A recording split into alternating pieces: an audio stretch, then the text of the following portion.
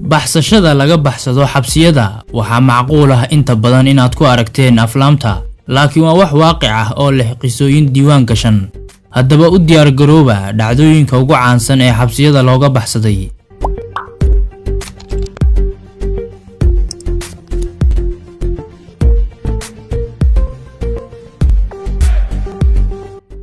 Baxsashadii weyneed. Baxsashadan waa mid caan ah oo dhacday intii uu socday dagaalkii labaad ee adduunka, waxaana laga sameeyay filim lagu magacaabo The Great Escape. 600 oo askari oo ka tirsanayeen ciidamadii xulafada isla markaana dagaalka lagu soo qabtay ayaa waxay ku xirnaayeen mid ka mid ah xabsiyadii Naaziga, laakiin si qarsoodi ah ayay u qodeen waddo dhulka hoostiisa ah oo soconaysay ilaa keen u dhow xabsiga. Howshan ayayna wadeen sanad dhammaystiran. Dadaal dheer kadibna waxay go'aansadeen in ay ka baxsadaan xabsiga habeen gudcur ah, laakiin nasiib daro dhaqdhaqaaqooda waxaa ogaadeen ciidankii ilaalada ka hayay xabsiga, waxaana godka ay ku baxsanayeen soo weerareen ciidankii Hitler. 76 maxbuus ayay ahaayeen, 50 ka mid ayaana la dilay.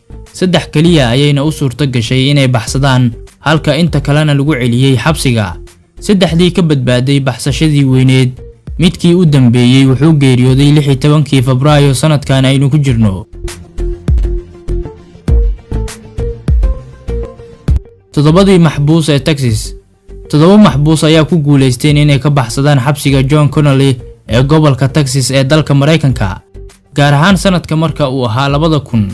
7 maxbuus ayaana ka adkaadeen 9 kormeere oo madaniya iyo 4 askari, waxayna ka qaateen dharka iyo hubka iyo xitaa kaararkoodii aqoonsiga.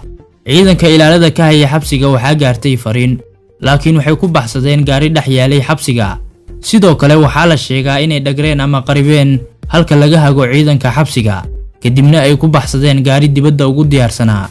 Laakiin dhammaantooda waxaa la soo qabtay bishii Janaayo 2001 kadib markii sawiradooda lagu faafiyay barnaamijka America's Most Wanted. Baxsadihii Dieter Dengler waa askari Mareykan ah, kana mid ah kuwa tirada yar ee ka baxsaday xabsiyada inta uu socday dagaalkii Vietnam iyo Mareykanka. Wuxuu raadiyay maalin ay fursad jirto ciidanka ilaalada ahna mashquulsan yihiin. 1966 ayayna go'aansadeen asiga iyo 6 maxbuus in ay xabsiga ka baxsadaan.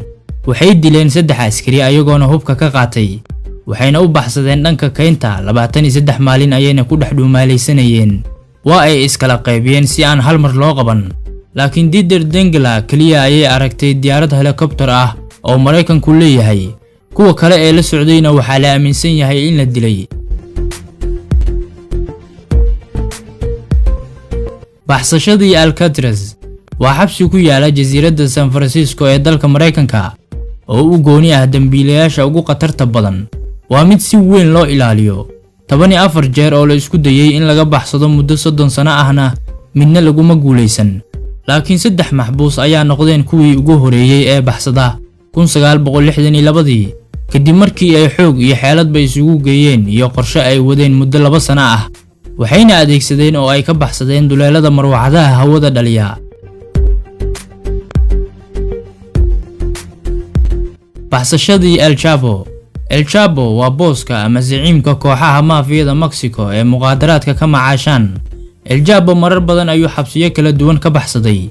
Markii ugu horeysay ee la xirayna waxay ahayd 1993, laakiin wuxuu xirnaa ilaa 2001 kadib markii uu laaluushay ilaalada iyo madaxda xabsiga. Wuxuuna kolkaasi ku dhuntay gaari lagu qaado dharka wasaqaysan si loo soo dhaqo. 13 sano kadib ama 2014 waxaa gacanta ku soo dhigeen Mareykanka iyo Mexico oo iskaashanaya. Waxayna shaaciyeen labada dhinac inay soo qabteen El Chapo, laakiin farxadaasi ma aysan sii socon oo El Chapo xabsiga waa uu ka baxsaday bilooyin kadib. Fadeexad xooggan ayayna la kulantay dowladda Mexico maadaama ay Mareykanka ka diiday inay ku wareejiso El Chapo. El Chapo kolkaasi wuxuu ku baxsaday god aad u dheer oo asxaabtiisa ay qodayeen muddo ka badan 1 sano, waxaana godkaasi laga soo duleeliyay oo lagu soo beegay qolka uu ka deganaa xabsiga. Baxsashadii ugu weyneed ee ka dhacday Ingiriiska. Barison Maze waa mid ka mid ah xabsiyadii ugu waaweynaa guud ahaan Ingiriiska. Waa mid ay adkeed in laga baxsado maadaama lagu ilaalinayay electronic, laakiin waxaa dhacday 1983 in ay gacan ku haynta xabsiga la wareegeen 38 maxbuus oo ka mid ahaayeen ciidankii Jamhuuriyadda Ireland. laakiin ciidanka Britain waxa uu suurto gashay inay gacanta ku dhigaan 19 ka mid ah, halka inta kale ee soo hartayna ay ku guuleysteen isku daygoodii baxsasho. Baxsashadan ayaana ah midda ugu weyn ee ka dhacday xabsiyada Ingiriiska inta la og yahay taariikhda.